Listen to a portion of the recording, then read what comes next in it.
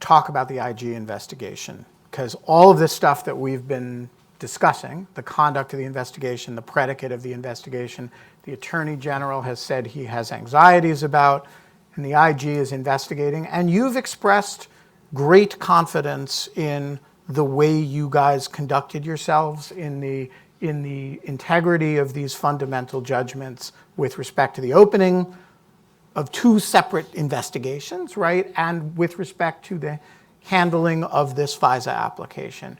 So how nervous are you about the IG? I'm always nervous about the IG, I guess. But I mean, no, they're coming in after the fact to look at what we did when we were trying to do it in real time and having the pressure to try to deal with these threats as they were coming. I've had a great relationship with the Office of the Inspector General at the Department of Justice for literally decades now. I've been investigated, or in matters that I've worked on have been investigated many times by the Inspector General. It's not a pleasant process. It's just not. But the people are pleasant, but the process is not the most enjoyable. But it's what we need to have in the system. We need to have the Inspector General's office to make sure that the American public, the courts, the Attorney General, the rest of the government, Congress, have confidence that the enormous power that is entrusted to people at the FBI and the Department of Justice is used wisely, appropriately, lawfully, efficiently. And so, I welcome the accountability. I'm sure that they will find things that I didn't know at the time, maybe that others didn't know at the time. And I just don't know where it's going to go. But I'm confident, at least in the judgments. Let me back up. All I can talk about is myself. I'm confident in the judgments that I made at the time based on the information that I had available to me. So I feel confident about that. That there were facts that existed in the Bureau known by certain people that weren't known by others, including me. That's certainly possible. That happens frequently. And so I'm assuming that they'll dig and find stuff like that, and we'll try to sort it out and see what mistakes were made. There's one matter that I forgot to ask you about that I want to double back to before pivoting to the final subject I want to cover, which is when you guys opened the investigation of the president in the spring 2 years ago of now. And I'm not saying exactly what we opened. But I agree. Understood, but I am. And Bob Mueller did. Was this the Bureau acting on its own? It was the Bureau acting, but in my experience and my knowledge, under the direct supervision of the person who was, for the purposes of this investigation, the head of the Department of Justice. So the Deputy Attorney General, Rod Rosenstein, for these purposes was the acting Attorney General. And so what we were doing, we made sure that he knew about what we were up to. And so I feel confident. This is why these analogies to the past and the FBI, like, redoing Hoover or something like that, is just, to my mind, just like totally inappropriate. Not accurate, I guess is a better way to say. We were acting under the supervision of the acting Attorney General. He was aware of what we were doing, and we all very quickly, in this time period that you're talking about, right after the firing, we all quickly went up to the Hill and made sure that the Congress of the United States, the leadership of the Congress of the United States, was also aware of what we were doing. So, who was included in that? The leaders. When you went to Congress to brief the leadership, who were you briefing?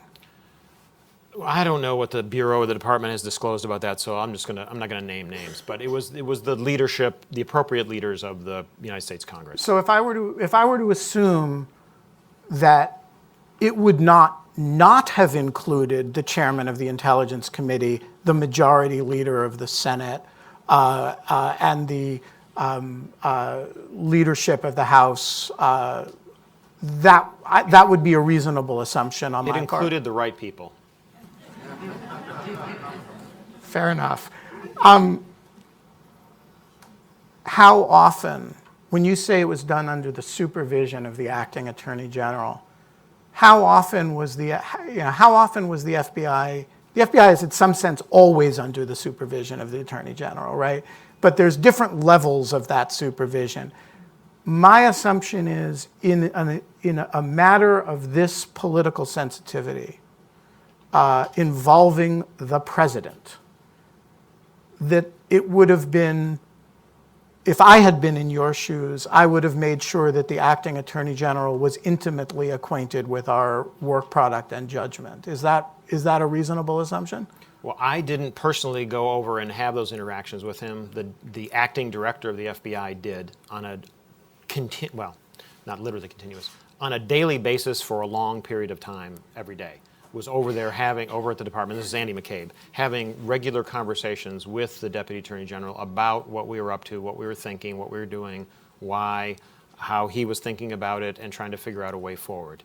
So it's fair to say, to summarize the last 55 minutes of conversation, you guys acted in a fashion that you are still confident was lawful and appropriate under the guidelines.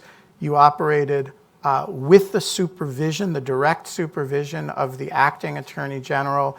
You briefed Congress on what you were doing, and you are now the subject of an inspector general's investigation that will make whatever criticisms it has to make on any aspect of that, but is a form of retroactive accountability. Is that a fair summary? Yes, yes. I think what we did was lawful, and there are accountability mechanisms in place to make sure that that is the case. And if mistakes were made at any level within the organization, then hopefully the Inspector General will find those. All right. I want to double back and talk briefly before we take audience questions about the president's response to all of this with respect to the institution and with respect to you personally. What does it do to your life when the president tweets about you in connection with words like coup, treason, traitor, liar? President, you're not one of the people that he regularly spouts venom about, but he often manages to hit you with some. Yes, exactly. Lawyer Baker is his name for Jim. What's the impact when the president does that? So at first it was, well, I guess overall it's like not a happy day. And I mean, it's terrible, really. I mean, honestly, when that starts to happen. It's like an out-of-body experience. I remember the first time he tweeted about me. It's just like not what I was used to. I was not a public figure in that way. You're not Jim Comey. I'm not Jim Comey. I'm not a politician. I'm not a political, I'm not an elected official, anything of this nature. And so, yeah, it was extremely unnerving and weird.